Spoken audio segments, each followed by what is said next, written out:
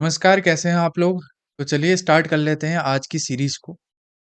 जो हिंदी साहित्य के लिए महत्वपूर्ण प्रश्नोत्तर हैं, वो इस सीरीज़ में दिए गए हैं। तो अगर आपको वीडियो अच्छी लग रही हो तो इसे ज़्यादा से ज़्यादा शेयर करना और लाइक करना। अगर कहीं पर आपको लग रहा है कि कुछ आपको समझ में नहीं आ रहा है तो आप कमेंट भी कर सकते हैं। तो पहला प्रश्न क्या है कि खड़ी बोली हिंदी का स्वर्ण युग किसे कहा जाता है? तो ये है छायावाद। छायावाद को खड़ी बोली हिंदी का स्वर्ण युग कहा जाता है। अब देखो ये एक जैसी ही रचना लगती है अगर आ गई तो पेपर में। तत्सत, तमस और तत्सम। जो ये तत्सत है, ये है जैनेन्द्र की रचना। जैनेन्द्र कुमार, आपने नाम सुना ही होगा। और ये तमस है भीष्म साहनी की। और ये तत्सम है राजी सेठ, इनकी रचना है। तो इनमें कंफ्यूज मत होना, कहीं पर तत्सत आ गया, तमस आ गया, तत्सम आ गया, तो इसमें कंफ्यूज नहीं होना है। अगला प्रश्न है, हिंदी व्याकरण का पाणिनि किसे कहा जाता है? कामता प्रसाद गुरु। ठीक, हिंदी व्याकरण का पाणिनि। अब देखो हिंदी का पाणिनि, ये तो है हिंदी व्याकरण का पाणिनि और ये हिंदी का पाणिनि। हिंदी का पाणिनि कहा जाता है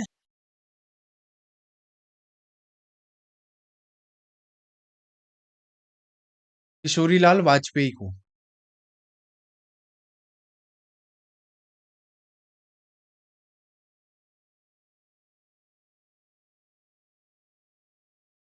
अब देखो प्राकृत का पाणिनि किसे कहा जाता है? देखो हिंदी व्याकरण का पाणिनि हो गया, हिंदी का पाणिनि हो गया, और प्राकृत का पाणिनि किसे कहा जाता है? तो प्राकृत का पाणिनि कहा जाता है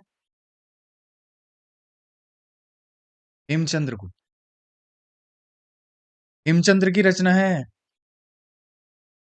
शब्दानुशासन, शब्द धन अनुशासन, इसमें है दीर्घ संधि।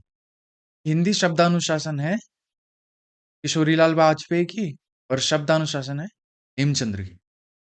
अगला देखो, ज्ञान राशि के महान संचित कोश का नाम ही साहित्य है।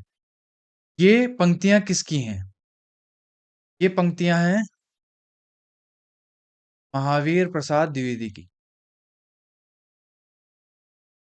अगला प्रश्न, हिंदी संयोगात्मक भाषा है या वियोगात्मक? अब हमको संयोगात्मक और वियोगात्मक के बारे में जानना होगा। वियोगात्मक का मतलब होता है बिछुड़ना। जैसे अगर कारक साथ में लगे हों या ऐसा शब्द हो जिसमें कारक शामिल हो, तो वो संयोगात्मक कहलाती है। और जिसमें कारक साथ में ना हो तो वो वियोगात्मक कहलाती है। तो हिंदी भाषा क्या है? हिंदी है वियोगात्मक। और संस्कृत है संयोगात्मक। संस्कृत भाषा है संयोगात्मक, क्योंकि उसमें एक ही शब्द होता है तो उसमें अपने आप से ही कारक लगे रहते हैं। ठीक है, ये समझ लीजिए। प्रश्न ऐसा आता भी है, बहुत बार पूछा भी गया है। अब देखो उक्ति व्यक्ति प्रकरण में कितने प्रकरण, प्रकरण का अर्थ क्या है? सर्ग हो सकता है, खंड हो सकता है, या प्रकरण। उक्ति व्यक्ति प्रकरण में देखो मैंने कैसे याद किया था। उक्ति व्यक्ति पंचकरण। पंचकरण का मतलब है कि पांच।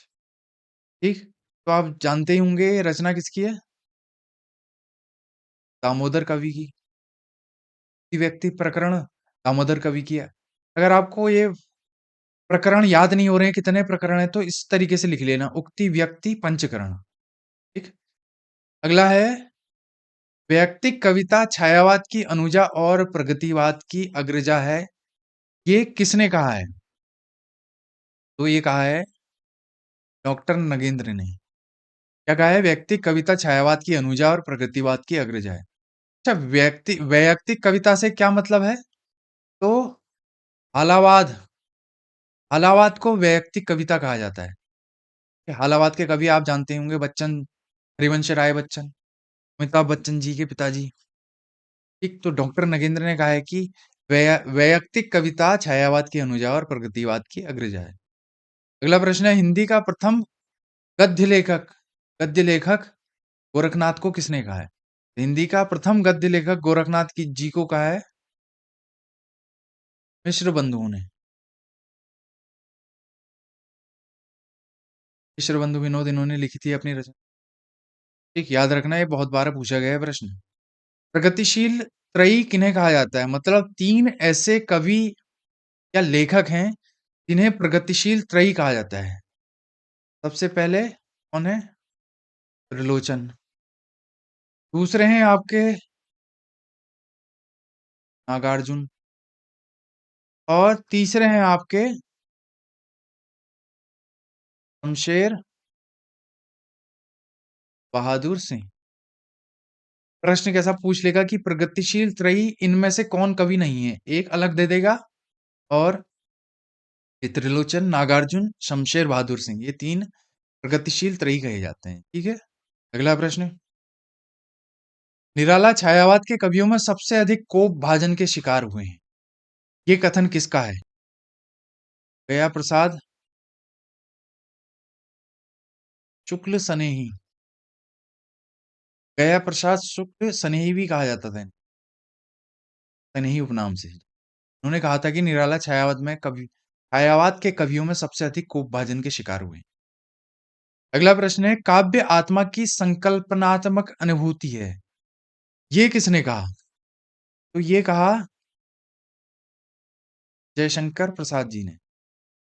अब जयशंकर प्रसाद छोटे कवि तो नहीं है, बहुत बड़े कवि हैं, लेखक हैं। तो इनकी सारी रचनाएं ऐसी ही, जो भी कथन होते हैं उनको याद करना है।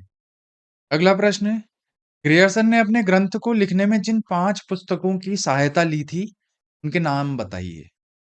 तो इनका ग्रंथ था the modern vernacular literature of northern Hindustan, ये तो सभी को पता होगा। तो इन्होंने उसको लिखने में 5 पुस्तकों की सहायता ली थी। उसको ट्रिक से कैसे याद कर सकते हैं, देखना।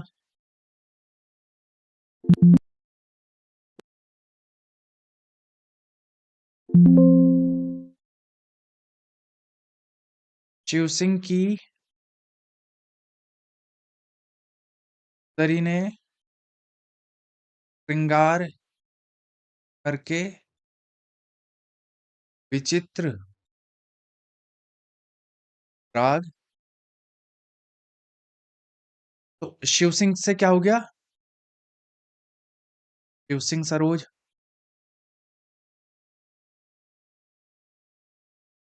सुंदरी से क्या है? सुंदरी तिलक। श्रृंगार से क्या है? श्रृंगार तिलक। श्रृंगार से है श्रृंगार तिलक। विचित्र से है चित्रोपदेश। और राग से है राग कल्पद्रुम। तो ये 5 पुस्तकें थी जिनमें ये ग्रंथ लिखना था।